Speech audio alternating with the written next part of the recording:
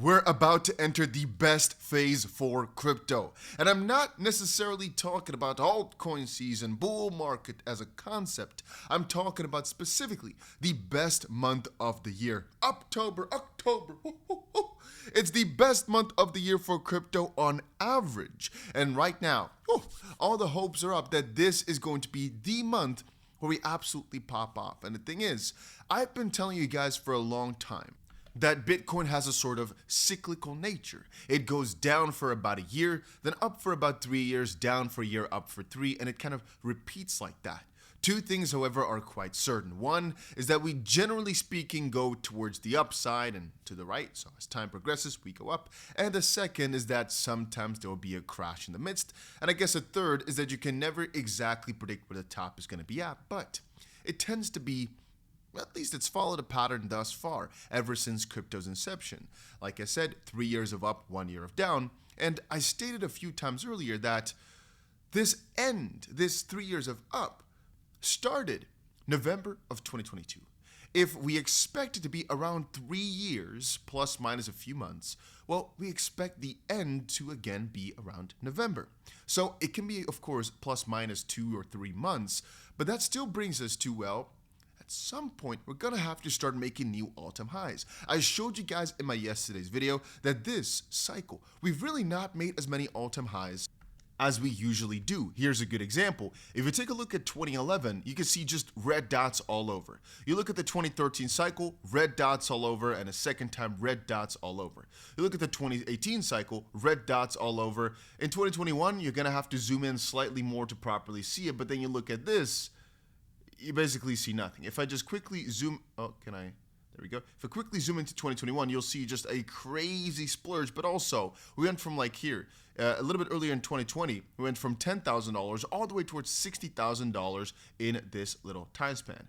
If we take a look at this cycle right here, sure, there's a little bit of a span right there, but it's from 70K to like 100. And so we had one leg where usually we have multiple of these crazy spurts. Like if we compare it to what we saw here, we've basically seen probably, theoretically speaking, this leg upwards or part of this leg, but we still have this secondary and perhaps a tertiary leg to come because, well, that's what previously happened. And it doesn't have to copy it exactly over, but I'm just kind of trying to pinpoint here that yes, surely every single cycle we're going to get perhaps less all-time highs, but even if you compare it to gold like I did in my yesterday's video, it keeps breaking all-time highs, so why not Bitcoin? Why not our cryptocurrencies? But anyway, another interesting note is the Bitcoin SOPR ratio. Or I should actually say SOP ratio because, well, the R is for that. But what this stands for is spent output profit ratio. And it basically right here, as you can see, reveals whether Bitcoin is being sold at a profit or at a loss. The idea is simple. If the SOPR is above 1, coins are being sold at a profit, and if it's at 1, break even, and below 1, it means coins are being sold at a loss. So if we look at dark blue or green, whatever, it's basically extreme loss realization. This is where most people basically give up. And theoretically speaking, the more we get towards the red, the more the people are taking profits. You could see there's two sides, right? But that's why the whole narrative is important here. The more you get towards the red, the more bullish people tend to be because they're taking profits. Sure, this might be strange, but mostly people are at a profit. Now, to get back to my earlier wording, because we also have the SOPR ratio now, and what this basically showcases is the difference between LTH and STH. So what does that mean? Well, I think you can pretty much get it, but it's the difference between the long-term and the short-term holders. Not 1,000% sure that's what the words, but I'm going to guess that that's exactly what the H stands for. I'm going to guess it's holders. But basically, this ratio right now has been falling. And what that means, it basically means then that the short-term holders have been realizing more profit than the long-term holders, which is fundamentally quite a bullish thing because if you start thinking about it, it basically means all the speculators, they get themselves less coins, but the real believers, let's call it, they're still holding on. So if there's less exposure to the shortcomers, the quick, that's a bit strange of a wording right there. Let me try to rephrase that. The idea is just basically that the long-term holders are still holding on, not really trying to realize the profits just quite yet what the short-term holders are. Those speculators, which right now are getting out, will have to rebuy back at higher prices. And again, the reason this is bullish is because if it's just the short-term, or at least in this case here, relatively more short-term than long-term, it means the fundamentals have not changed. It's just the tourists leaving. But more particularly, 𝗕𝗘𝗀𝗀𝗃 themselves have some insights on it. They themselves said, we saw the same setup in late 2024, by the way. What is this talking about? Well, the idea that the SOPR ratio has now dropped nearly back to 1.5. We saw this last time just before a major rebound, and historically, these low ratio zones often align with price bottoms, marking the late stage of corrections. Also, keep in mind what I said earlier in the video. What is starting now? So together with this chart, we have ourselves the best quarter of the year. Historically, everybody calls Q4 the most beautiful, the nicest, the most juicy quarter, and that's why everybody's always excited. If you take a look at the average, plus 85%, take a look at the median, plus 52%. October, by the way, being the best month out of all. When I'm looking at it like this, it seems as if a few other ones like February here are also pretty nice. But let's just say the winter period usually is a lot better than the summer, with October being the best month of all and September usually being the worst month of all, even though we did end up in the green last time around. But if we take a look at the bottom numbers right here, you can see that from this, it looks like the average best percentage gain is actually over in November instead of in October, with the median, I guess here being, being the highest over in October. Oh, you guys can see now, you can see right here. Basically, we expect about 20% gains in October because that's what usually happens, whereas September usually actually is a loss. This time around, like I said, we saw a slight gain, but was not expected necessarily.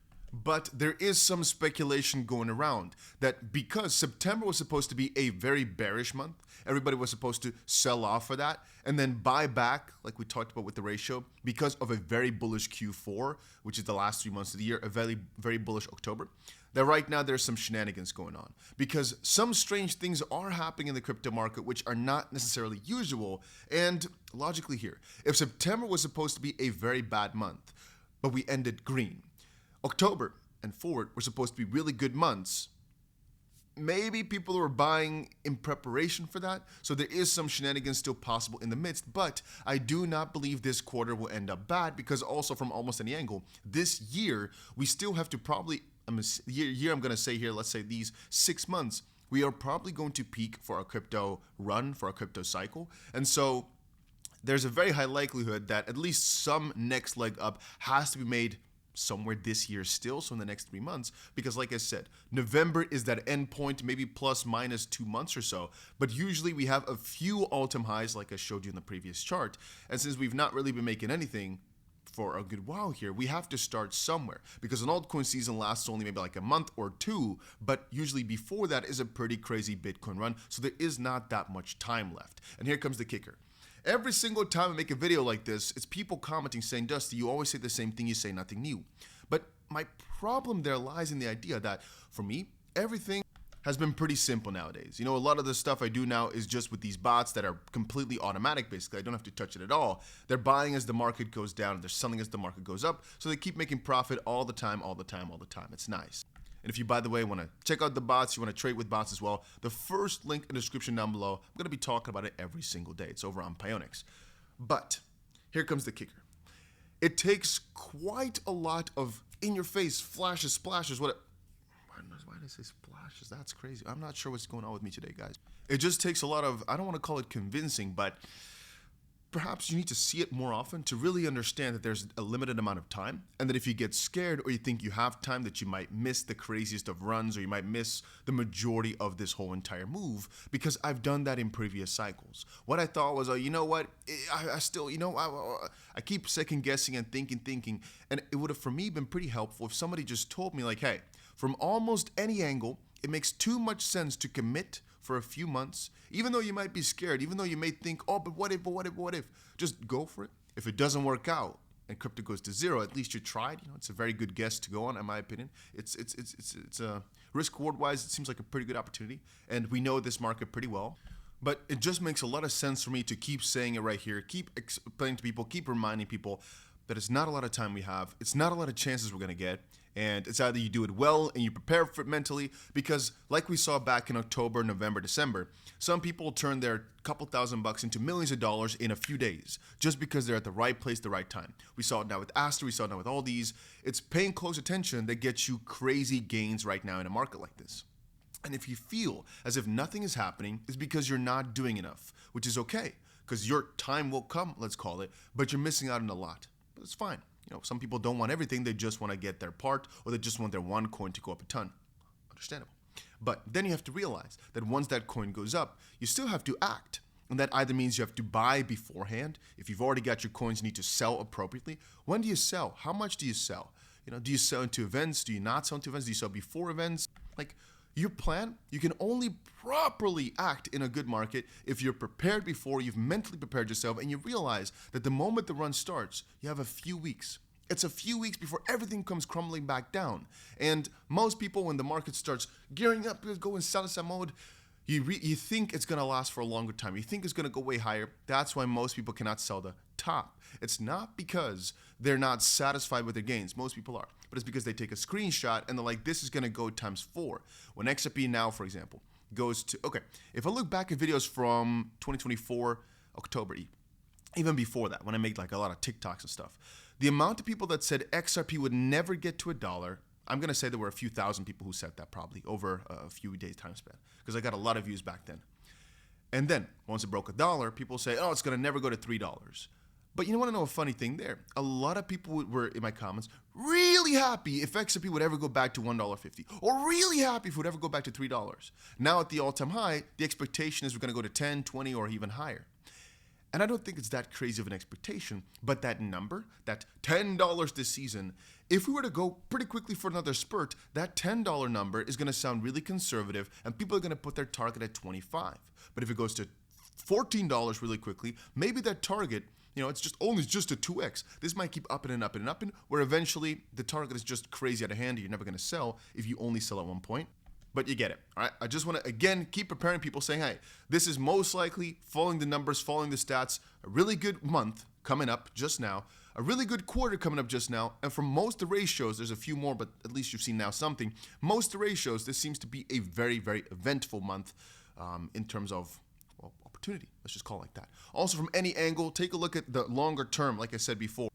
We mostly go up and towards the right. It makes a lot of sense to just keep committing. I don't want to take too much of your time. I just want to say that. That was it for today's video. See you guys again in another one. But remember that, all right?